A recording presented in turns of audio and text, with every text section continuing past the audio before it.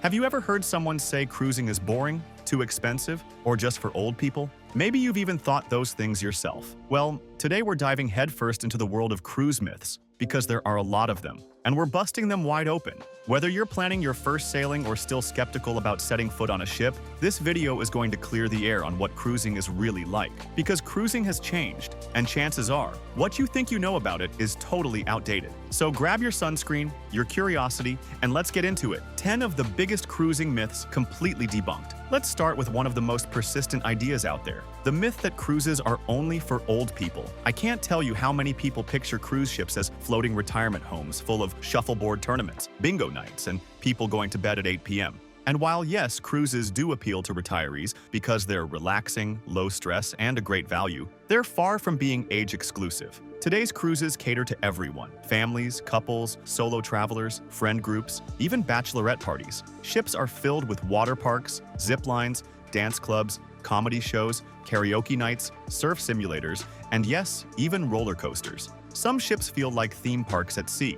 There are game shows, pool parties, escape rooms, live DJs, and adventure excursions in every port. Want a vacation that's more about serenity and spa time? That's an option too. The point is, cruising isn't locked into one lifestyle anymore. It's versatile. The energy on a Carnival sailing is completely different than what you'll find on a luxury line like Silversea or a romantic European river cruise. So the whole idea that cruises are just for senior citizens, that's about as outdated as your flip phone. Now let's talk about the idea that you'll be bored on a cruise. This one always makes me laugh because if you've ever been on a cruise, you know that boredom is one of the least likely things to happen. Cruise ships today are packed with so much to do, you'd need a whole week just to experience half of it. Every day is like a menu of entertainment. You can take dance classes, learn to make sushi, go to a wine tasting, hit the gym, play trivia, watch Broadway caliber shows, gamble at the casino, see a comedy act, or catch a movie under the stars, all without even leaving the ship. And when you're in port, you've got a whole new world to explore. Snorkeling, kayaking, ziplining, beach lounging, cultural tours, food tastings, you name it. You can be as active or as laid back as you want. Don't feel like doing anything? That's fine too. Grab a cocktail, find a lounge chair, and just soak in the ocean breeze. The reality is that most people find there's actually not enough time to do everything they want on board.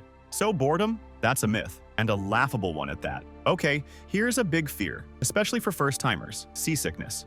So many people are terrified they'll be stuck in bed the entire trip, sick to their stomachs and regretting everything. But the truth is, cruise ships are huge, and modern technology has come a long way. Stabilizers on today's ships are incredibly effective at minimizing motion, and in most regions, especially the Caribbean, the Mediterranean, and even parts of Alaska, the waters are calm enough that you won't even notice you're moving. Most of the time, it feels more like being in a floating hotel than on a boat. And if you're someone who does get motion sick, there are solutions. Over-the-counter meds like Benine and Dramamine help a ton. Some people swear by ginger, pressure point wristbands, or the scopolamine patch that goes behind your ear. You can also pick your cabin wisely. Midship and lower decks tend to feel the least movement. Within a day or two, most people adjust to the motion and forget it was ever a concern. So yes, seasickness is possible, but is it a constant issue for most cruisers? Absolutely not. That fear is real, but the problem is rare. Another common belief? That cruises are ridiculously expensive. This one always surprises people, because once you break down what you're getting, cruises are often one of the best values in travel. When you pay for a cruise, you're not just getting a place to sleep. You're getting your hotel, meals, entertainment, and transportation all bundled into one price. Compare that to flying to a city, getting a hotel, paying for 3 meals a day, seeing a show or two, and renting a car or using taxis to explore. Costs can add up quickly. With cruising, especially on mainstream lines, you can find deals for under $100 a day per person. That includes everything from breakfast to nightly shows. Want to splurge on drink packages, excursions, or specialty dining? Sure, that'll cost extra, but even then, it can still be cheaper than a traditional vacation. And with cruise lines constantly running promotions, offering onboard credit, and giving you upgrades, the deals are out there if you're willing to look. So if you've been avoiding cruising because you think it's for the wealthy, it might be time to check again. Speaking of outdated ideas, let's bust the myth that cruise food is terrible.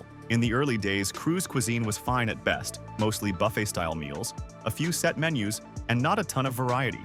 But today, cruise ships have turned dining into an art form. The main dining rooms offer multi-course meals every night, with options ranging from steak to seafood to vegetarian pastas. The buffets are better than ever, featuring global cuisine and healthier choices alongside comfort food. But that's just the beginning.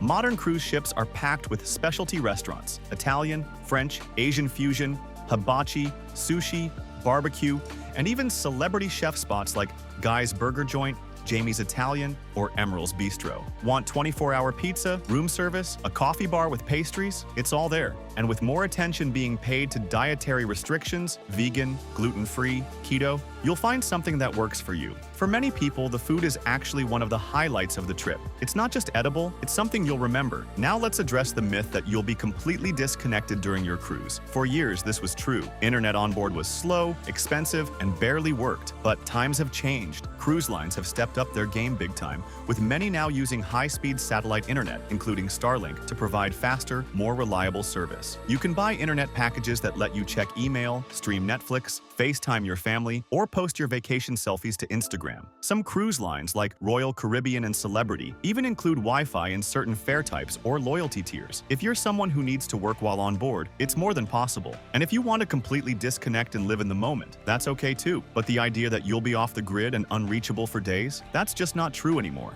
unless you choose it. One misconception I hear a lot is that cruises don't give you enough time in port, or that you barely get to see the destinations. And I'll admit, port times can feel a little short, especially when you're having a great time and have to head back to the ship. But that doesn't mean you're not getting an authentic or meaningful experience. Many port stops are 7 to 9 hours long, giving you plenty of time to take an excursion, go to the beach, explore the town, try some local food, and still make it back on board. And in places like Europe or Alaska, cruises often include overnight stays or extended hours, so you can stay out late or even catch a sunset dinner on shore. Plus, cruising gives you a sample platter of different destinations. You might wake up in Cozumel one day, Grand Cayman the next, and Jamaica after that. It's a great way to see which places you might want to come back to for a longer land vacation. So sure, you're not spending a week in one location, but the trade-off is getting to visit multiple countries in one trip without ever having to unpack your suitcase twice. Now let's talk about cruise cabins, because another myth is that they're tiny, cramped, and uncomfortable. And okay, yes, inside cabins are compact, but uncomfortable? Not at all. Cruise cabins are designed with space efficiency in mind, and most come with plenty of storage, cozy beds, flat-screen TVs, mini fridges, and well-designed bathrooms. If you're someone who's worried about feeling claustrophobic, you can upgrade to an ocean view or balcony room. And some ships now even have virtual balconies, giant LED screens that simulate the view outside in real time. Suites offer even more space, sometimes with separate living areas, dining tables, walk-in closets,